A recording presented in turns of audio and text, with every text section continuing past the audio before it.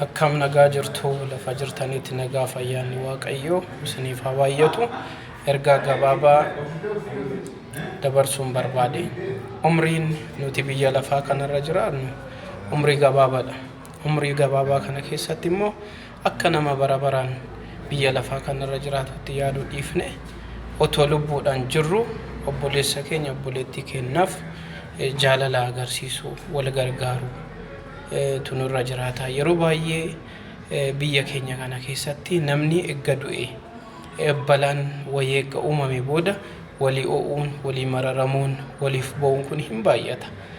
Mee kottaa egga du'anii yookiin rakkinatti egga kufanii booda walii o'uu wal mararamuu walii bo'uu caala otoo jirru walaa utubnu waliif haa yaannu walaa mararsiifannu iddoo waliif haa kenninu ol walaa bunnu.